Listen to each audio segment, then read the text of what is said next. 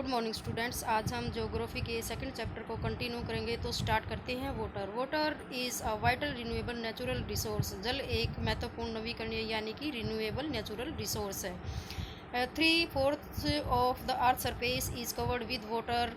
भूपृष्ठ यानी earth surface का 3/4 भाग जल से ढका हुआ है।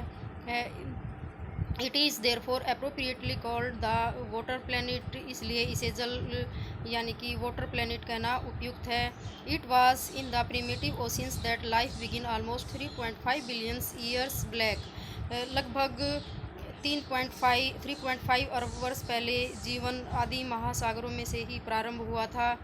Even today the oceans cover 2/3 of the earth surface and support A rich variety of plant and animal life. यद्यपि आज भी महासागरों पृथ्वी की सतह के 2/3 भाग को ढके हुए हैं और विविध प्रकार के पौधों और जंतुओं की मदद करते हैं। The oceans water is however saline and not fit for human consumptions. महासागरों का जल लवणीय है और मानवीय उपयोग के लिए उपयुक्त नहीं है। Fresh water accounts for only about 2.7%। Fresh water केवल 2.7% ही है। Nearly 70% of this occurs as ice sheets and glaciers in Antarctica, Greenland and mountain regions. इसका लगभग 70% भाग बर्फ़ की चादरों और हिमानियों के रूप में अंटार्कटिका, ग्रीनलैंड और पर्वतीय प्रदेशों में पाया जाता है। Due to their location they are inaccessible. अपनी स्थिति के कारण ये मनुष्य की पहुंच के बाहर है। Only 1% of fresh water is available and fit for human use.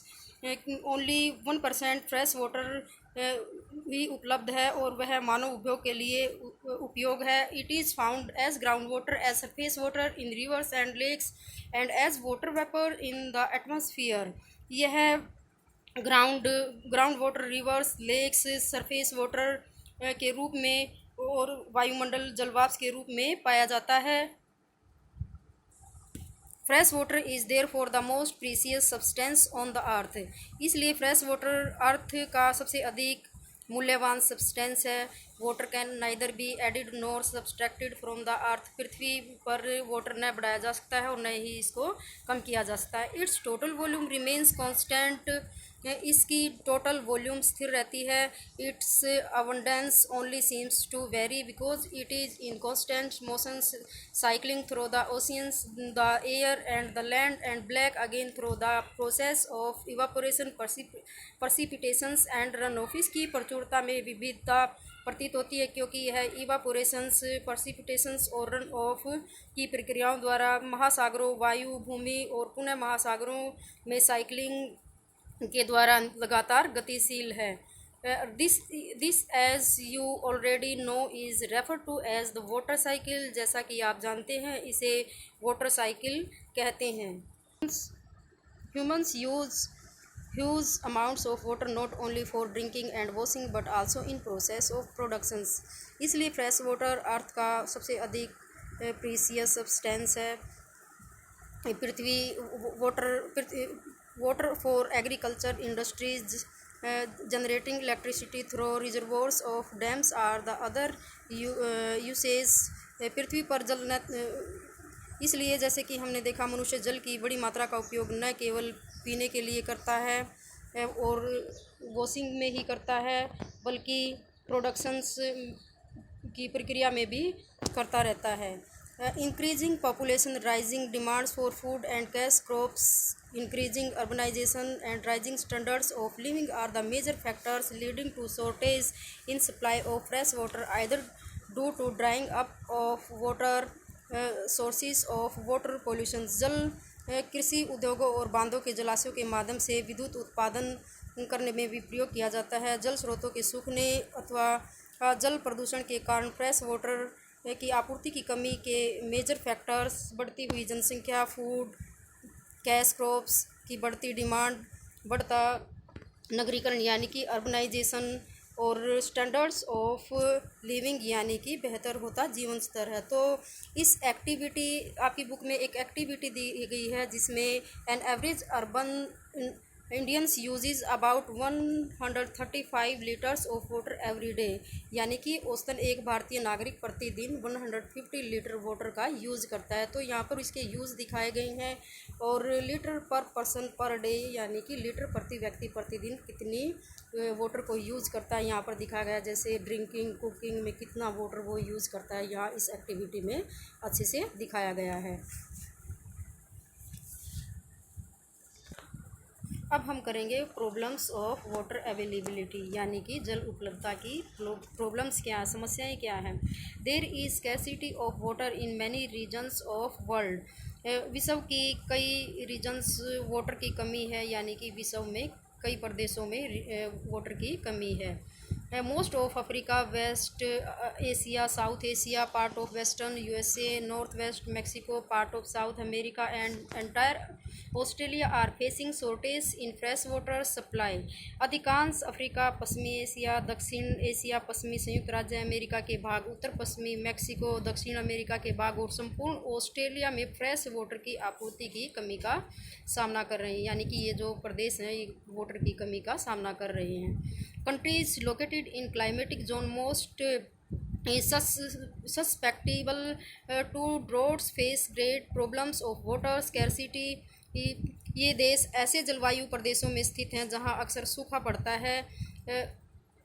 Thus, water shortage may be a consequence of variation in seasonal or annual precipitations, or the scarcity is caused by over exploitation and contaminations of water resources। उनमें जल अभाव की अधिक समस्या बनी हुई है, ये प्रॉब्लम बनी हुई है। इस प्रकार जल का अभाव मौसमी और वार्षिक वर्षण में विविधता के परिणाम स्वरूप हो सकता है, अथवा गति उपयोग और जल स्रोतों के संदूषण के कारण भी जल का अभाव हो सकता है।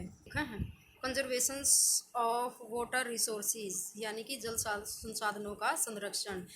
Access to clean and adequate water sources is a major problem facing the world today. आज के विश्व में शुद्ध और पर्याप्त जल स्रोतों तक पहुंचना एक बड़ी प्रॉब्लम बन गई है। Step have to be taken to conserve this dividing resource. इस कमी के होते हुए रिसोर्स के जो संरक्षण है उसके लिए स्टेप उठाने चाहिए। Even though water is a renewable resource, its overuse and pollution make it unfit for use। ये उसके यद्यपि जल एक रिन्यूएबल रिसोर्स है, तथापि इसका जो ओवर यूज है और उसका जो पोल्यूशन है इसे उपयोग के लिए अनफिट बना देते हैं। डिस्चार्ज ऑफ अनट्रीटेड और partially treated sewage, agricultural chemicals and industrial effluents in water bodies are major contaminants। They pollute water with nitrates, metals and pesticides। अशोधित या आंशिक रूप से शोधित वाहित मल, कृषि रसायनों का विसर्जन और वाटर बॉडीज़ में औद्योगिक जो बहिस्राव है जल के प्रमुख संदूषक हैं। इनमें शामिल नाइट्रेट धातुएं और पीड़ानाशी जल को प्रदूषित कर देते हैं। Most of this chemicals beings non biodegradable reach human bodies through water। Water pollution can be controlled by treating these effluents suitably before releasing them in water bodies। इनमें अधिकांश केमिकल नॉन बायोडिग्रेडेबल होने के कारण जल द्वारा human bodies में पहुंच जाते हैं। इन प्रदूषकों को जल निकायों में छोड़ने से पहले बहिस्राव को उपयुक्त विधि से शोधित करके वाटर पोल्यूशन को कंट्रोल किया जा सकता है। Forest and other vegetations overflow the surface runoff and replenish underground water। Water harvesting is another method to save surface runoff। One और अन्य वनस्पति आवरण धरातलीय प्रभाव को मंद कर देते हैं और भूमिगत जल को पुनः पूरित करते हैं। Water harvesting surface run off को बचाने की दूसरी विधि है। Water is used for irrigating fields। The canals should be properly lined to minimize losses by water seepage। जल रिसाव को कम करने के लिए खेतों को सिंचित करने वाली नहरों को ठीक से पक्का करना चाहिए। ये sprinklers effectively irrigate the area by checking water losses through seepage and evaporations in dry regions. with high rates of evaporation, drip और trickle irrigation is very useful. रिसाव और वाष्पीकरण से होने वाली जल की कमी को रोकने के लिए क्षेत्र की स्प्रिंकलरों से सिंचाई करना अधिक प्रभावशाली विधि है। वाष्पीकरण की अधिक दर वाले ड्राई रीजन्स में सिंचाई की ड्रिप अथवा टपकन विधि बहुत यूजफुल होती है। The valuable water resource can therefore be conserved by adopting this means of conservation. सिंचाई की इन विधियों को अपनाकर बहुमूल्य जल संसाधन को संरक्षित किया जा सकता है। तो स्टूडेंट्स, आज की क्लास में हम बाकी इतना ही करेंगे, बाकी हम नेक्स्ट क्लास में करेंगे। मुझे उम्मीद है कि फर्स्ट क्वेश्चन आपने अच्छे से अपनी नोटबुक में राइट कर लिया होगा और इसको लर्न भी कर लिया होगा। आज हम सेकंड क्वेश्चन से जो कि टिक द करेक्ट आंसर है आपको कंप्लीट अपनी नोटबुक में राइट करना है और लर्न भी करना है। थैंक्स।